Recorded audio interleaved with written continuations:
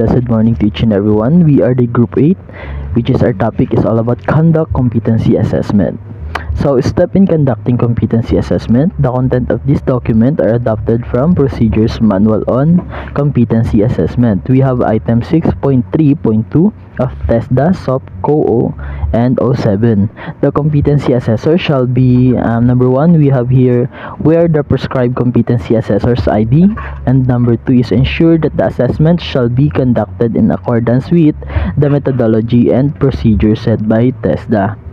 And number 3, last but not the least, is comply with the steps in conducting competency assessment. We have item NOC 6.2.3 and point 1, 6.2.3 and point 2, and last but not the least is 6.3.2.3. And let us go on to the pre-assessment, and we have here particulars and materials resources. So step 1 is we have established the assessment context and purpose of assessment. So the assessor is number 1, review the qualification or units of competency to be assessed, and training regulation and assessor's guide. Ensure that the environment in which the assessment activity shall take place.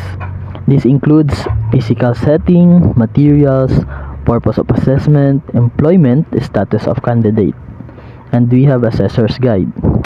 And ensures that the following assessment resources are available, and complete set of safe and functional equipment and tools, complete set of supplies and materials, personal protective equipment when applicable. And the resources is all about assessor's guide. Good day everyone, my name is Nathaniel Junior Cruz, and today I will be continuing the steps in conducting competency assessment. Step 2, plan and prepare the evidence gathering process. So planning and preparing the evidence gathering process for conducting competency assessments is essential to ensure the thorough and fair evaluation of an individual's capabilities. Now, we'll proceed on number 1, receive assessment package. Receiving an assessment package and planning and preparing the evidence gathering process involves obtaining a set of materials designed to evaluate your understanding and proficiency in this particular subject. Composed of the following form the TESDA representative. 1 copy of assessment guide, and last one is copies of specific instruction to the candidate, cards and rating sheet corresponding to the number of candidates to be assessed. So all you need is competency assessment tools or CATs. Next is number 2, receive the accomplished application form and self-assessment guide from the assessment center processing officer. So receiving the accomplished application form and self-assessment guide from the assessment center processing officer is a key step in planning and preparing the evidence gathering process. This involves obtaining complete documents that provide insights into an individual's qualification, skills, and self-assessment. So here, all you need is accomplished application form and assessment guide. So, good morning everyone. My name is Jen Kenneth Botoke. So now I'm going to discuss to you about step 3, prepare the candidates. In this step, the assessor shall use the script. So for example, greetings, so good morning or good afternoon. So in this one, I am, for example ako, I am Jen Kenneth Botoke, an accredited competency assessor in, so i-mention natin dito yung qualification natin. So I would like to acknowledge the presence of our TESDA representative. So mention the name. So mention natin yung name kung sino yung magre-representative. So you do not have to worry about her or his presence. He or she is here to oversee the conduct of competency assessment and to check if the conduct is in accordance with the prescribed competency assessment methodologies and procedures. He or she will not assess you. Okay. At this point, will do the following. So number one is collect the admission slip. So number two, check the attendance and identify of your candidates. You may request for a valid ID, validate the identity of your candidates. So sa number 3, instruct your candidates to assign your attendance sheet. So after you have finished with the 3 activities, you shall conduct orientation to the candidates on the following. So the first is context and purpose of assessment. So you will inform the candidates there the different tasks will be performed or demonstrate of skills, feedback among others. So the next is qualification unit of competency. To the assess, so the first is A, inform the candidates of the title of the qualification or cookery NC2, bread and pastry, procedures NC2 among others. So the next is B, enumerate the unit of competency covered by the assessment. So sa letter C, sa example, no, for example sa bread and pastry production NC2. So for example dito yung mga basic competencies natin. So for example sa core units natin, no. So for example dito yung mga prepared and procedure bakery products, prepared and procedure pastry products, prepare and present gâteaux, torts and cakes. Those next is prepared and display PED13. Next is present desserts. So the next is task to perform. The next is task to perform, time limit and evidence to collected. For example, no, sa task sa bread making is 3 hours. Sa pastry making is 2 hours. Cake making is 3 hours. So PED13 making is 2.5 hours. So the last one is assessment procedures to be undertaken. So for example dito yung sa cake making will be demonstrate with oral questioning. So that's all for my report about the step 3, prepare the candidates. That's all. Hi, my name is Alfred Giledo, and this is the continuation of our report. So, need to be considered during assessment. First, religious practices, then medication. Allowable or reasonable adjustment in the assessment procedure. Example, translating the instruction to the vernacular among others. The do's and don'ts inside the competency assessment center. Example, do's. Follow the security policy and procedure. Follow the rules on use of facilities. And example of don'ts, using cell phone during assessment, and leaving the premises of the AC without informing the assessor or any staff, and loitering in the premises. The rights and appeal system inform the candidate that in the event that she or he is not satisfied of the result of assessment, he or she can appeal in writing address to the AC manager immediately after the assessment, and not several days after assessment. Issuance and validity of the NC or COC. So the NC and COC is issued by the provincial office upon presentation of CARS or CARS, together with the passport size ID picture. White background with color, which is attached to your CARS. Please also bring with you long brown envelope where your COC or NC will be placed after issuance and the payment of 50 pesos for the NC or COC.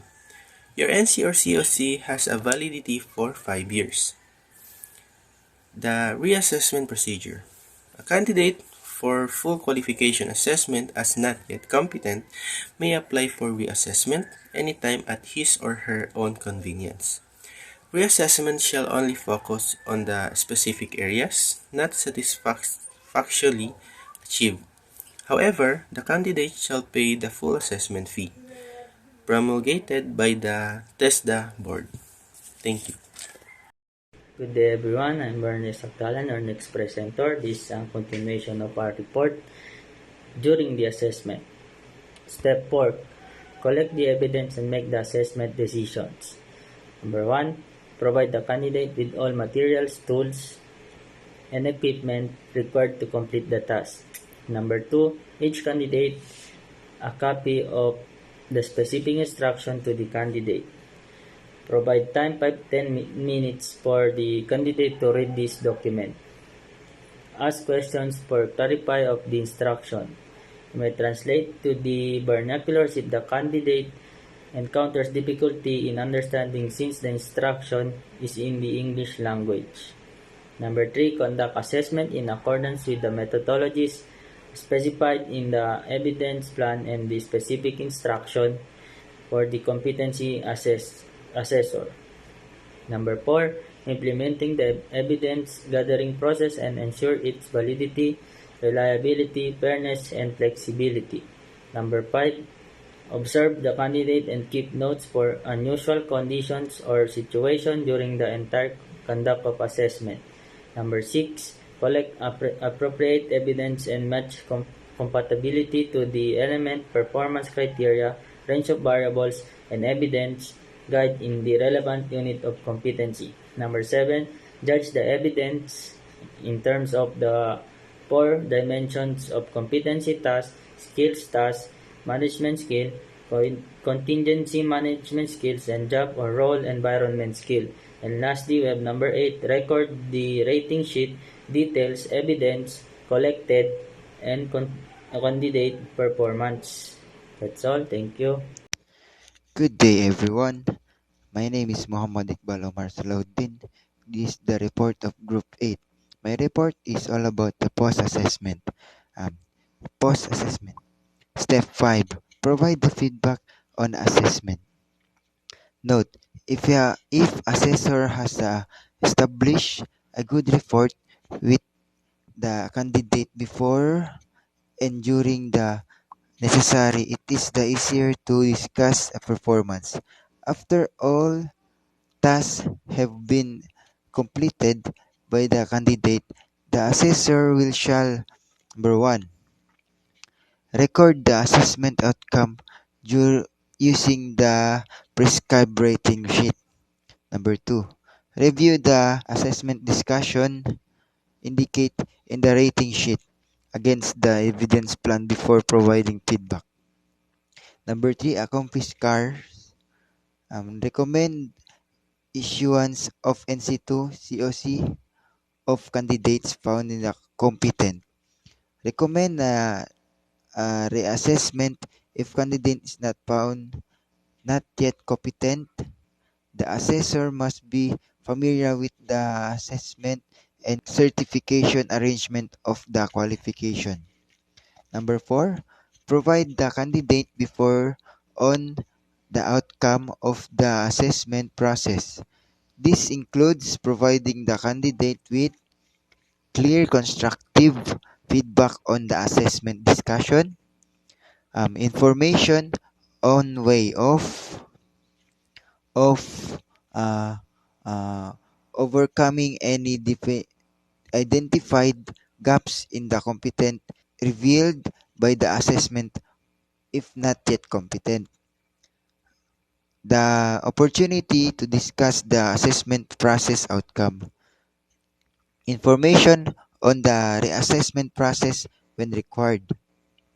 Information that successful infor, that successful candidate may claim their NC or COC at the TESDA PO with the 5 working days after the end of the assessment reschedule. Number 5, ensure the rating sheet and scars are assigned by the candidates they're providing feedback. And last but not the least, submit accomplished scars to the AC manager for the signature together with the accomplished rating sheet. That's all. Thank you. Good day everyone, my name is Mark Erfolion and today I will discuss the recording and reporting the assessment result. After providing the candidate feedback on the result of assessment, the assessor shall be first review the necessary assessment report. Rating sheet are signed by the candidate. Attendance sheet is completely accomplished, signed by the candidate with the complete assessment result, signed by the assessor. Rating sheet, attendance sheet. Second, return the assessment test relate document to the test the representative. Assessor's guide, specific introduction to the candidate, attendance sheet. Assessor's guide, 1 copy, specific introduction to the candidate according to the number of candidates assessed. Third, ensure that assessment result has been recorded accurately. Rating sheet. This shall be the validate from the rating sheet, cards and attendance sheet. 4. Sign registry of worker assessed and certified RWAC. The assessor shall review the validate or the assessment result of the RWAC from the rating sheet, cards and attendance sheet before signing the document. The RWAC is the record that contains the documentation of the result of the assessment and basis for the national certification. Note, the RWAC must be signed with the day. Do not leave the assessment center without signing document. CARS, attendance sheet, rating sheet, CARS, attendance sheet. Number 5, submit the incomplete of the assessment document to the AC manager. Application form, SAG, RWAC, application form, SAG and RWAC.